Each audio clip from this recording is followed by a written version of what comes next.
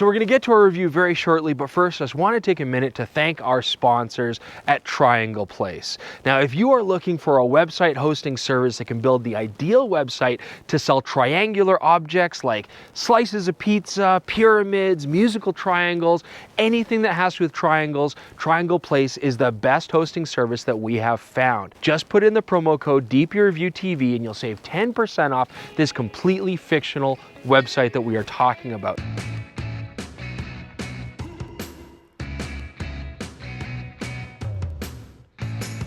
Welcome back, Deep Review TV viewers. Chris Nichols here. Today we are shooting out in the mountains again. Thought we'd get some landscapes, just kind of see what's going on. But the light is kind of dog today. That's just the way our show works. Rain or shine, we shoot on our shoot days and we get what we get. So hopefully you won't punish us too badly. But we're playing with an interesting camera today. We're playing with the Nikon D780. And you know, I own a D750. I bought this SLR. I love it because for me, it really seemed like a great combination of affordability, capability. It wasn't too heavy, wasn't too big, you know, good image quality, and I've really enjoyed it. So I know we're late on this camera. We've had a hell of a time getting a 780 in our hands, but we have one now, and I thought we'd do a different approach. Rather than review this camera and its specs, we really like to talk more about the experiential experience of using this camera, but also compare it to the D750. You know, it's been many, many years. What has changed? Is it significant? Is it worth the upgrade? Should you get a D750 at a killer price right now, or jump up to this? We're hopefully going to find that out today. And you will see me today shooting with this Shimoda Explore 40. You're actually going to see us shooting quite a few different backpacks in the next few episodes. We're going to do a roundup on the backpack, sort of review all the adventure backpacks, the good, the bad. And so you'll see me using these just to get real world experience while we're shooting. You know, so for lenses today, I thought I'd break out a couple of my old lenses that I shoot on the D750. I've got my old 70 to 200 2.8 VR, and I've got a 24 to 120 f4 zoom, which, you know, was effectively a decent kit lens for that camera, but the 780 is also being kitted with that lens, so I figured it was appropriate. 85 1.8 I brought as well for portraits, and we did bring our lens of the year, the Tamron 35mm, because, you know, if you want a lens to test resolution for all you pixel peepers, that's probably the best one out there.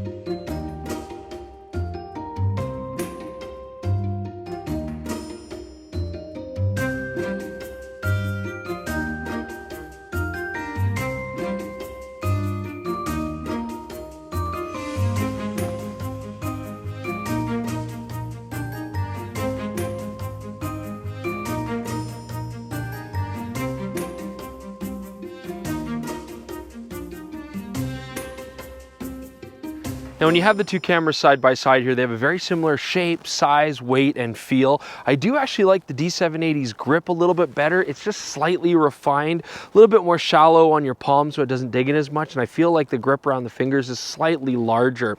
They've actually moved a lot of the buttons around as well. So on the 750, right up here at the top next to your shutter, you had the metering button, which frankly in my position is quite pointless. I mean, I don't think I ever change my meter. I never go center weighted or spot. It's always going to be matrix. So what I like that they did here is they instead put the ISO button up here instead of having to go to the back. I think that's a positive step. The live view control has moved up next to your AF on button as opposed to being down here. It did take me a little bit of getting used to find my I button and my info button, but it's all very, very similar. Now, one thing that's a glaring omission to me on the D780 is the loss of the pop-up flash. I don't know why they did that. I actually do use the pop-up flash on my D750 quite a bit. I use it when I'm teaching photography classes. I like it as a trigger for the off-camera CLS Nikon flash system. It's great enough to use remotes, and I do find it good in impromptu situations. And why I'm confused that it's missing is because there's no change in the prism. It's still a 100% coverage, 0.71 magnification viewfinder. So I'm not sure why they took it off. Cost savings is the only thing I can really think of. Now, USB charging of cameras is a relatively modern thing, and I do appreciate that it's now here on the 780. We've got a new ENEL 15B battery, which enables that, but you can use the old ENEL 15s as well. So let's see what we got here. 30 seconds. Oh, it does 60. Oh, 90. 120, 180, 300, 480, 600. Wow, before hitting bulb goes to 900 seconds. That's not bad, hey? I wish all SLRs had that. And mirrorless cameras. Well, you got to give SLR something, I guess. But yeah, no, it's pretty cool. Like if you want to do long exposures, astral, or yeah, just, you know, not have to bring a timer, that's pretty cool.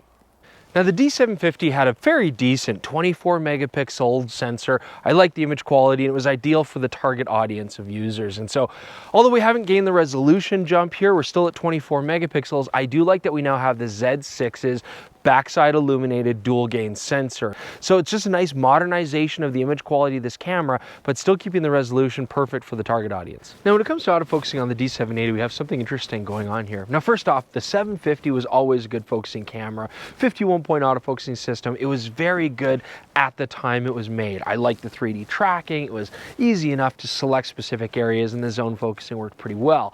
Now the D780 does step things up quite a bit, although it's the same 51-point autofocus array, and I have to say it is quite contained to the central position. That can be an issue, especially if you want to do more advanced sports or journalism kind of stuff.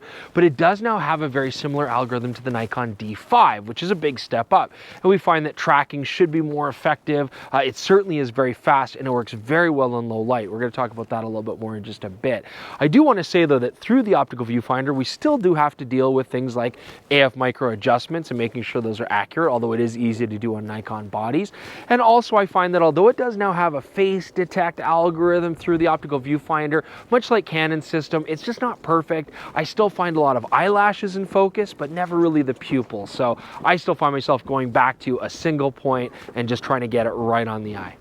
Now when it comes to live view autofocus, we have a huge improvement here. The Nikon D750's live view is terrible. It was of that generation where it was contrast detect only. It was brutally slow, almost unusable. Now the D780 has a system very much like the Nikon Z6, and with the new firmware, face detect, eye detect, these things all work very accurately and very well.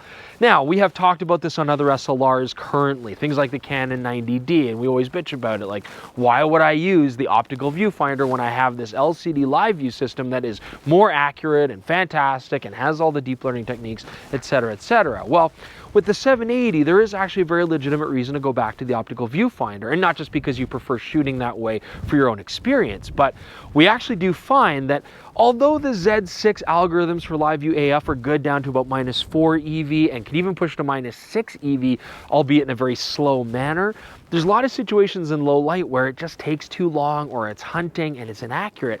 But if you go to the optical viewfinder using that autofocusing system, I found it very effective in low light situations.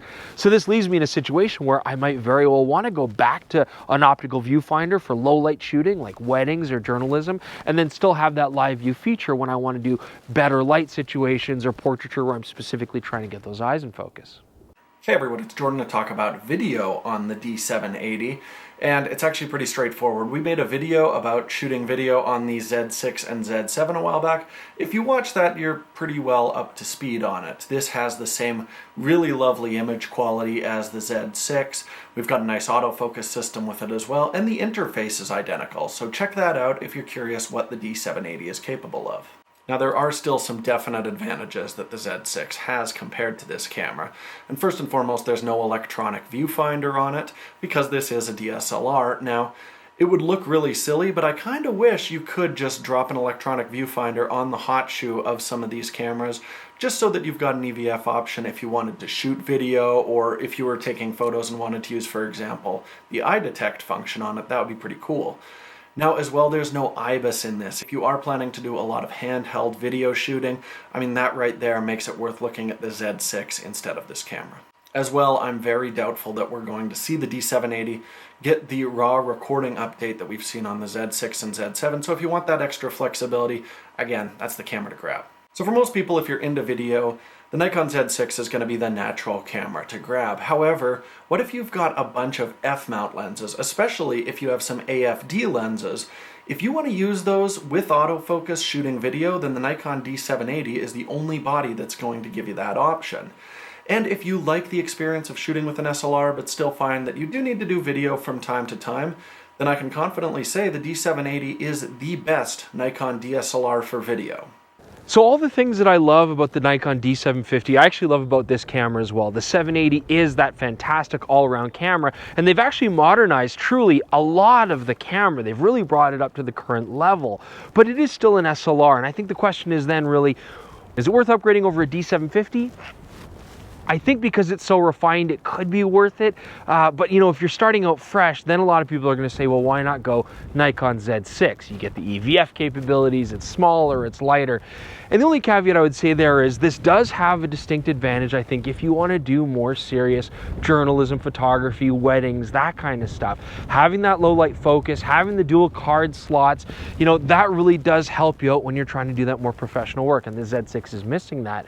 But if you don't need those capabilities, then yeah, I do still think a mirrorless camera is the way to go, especially because, and this is probably my biggest sort of knock against the D780, it's an expensive tool. It's quite high in price. I mean, the Nikon Z6 is basically a lot of the same kind of technology here, and it's a lot less money. But if you're a working professional or journalist, well, paying that price is just the cost of doing business.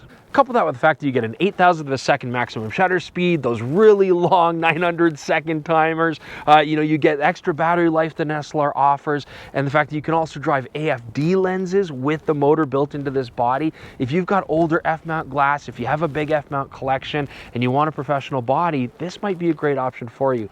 Otherwise, you got stiff competition with Z6s and A7 IIIs. I mean, the list goes on, and it's only getting bigger and bigger. Anyways, I hope that this review helps you decide whether the 780 is the right camera for you and your needs. Please check out our Twitter feeds, go to our Instagram channel, go to dpreview.com. You can see comparisons between this sensor and the old sensor and so much more. Check out the sample galleries as well, please. And thanks for humoring us on our little triangle place joke there. But do keep in mind, we don't accept money from outside sources, of course, or anything like that. So what we would really appreciate is subscribing to the channel. That lets us keep our job. So please do that. We'd really appreciate it. Thanks so much for joining us. We'll see you soon.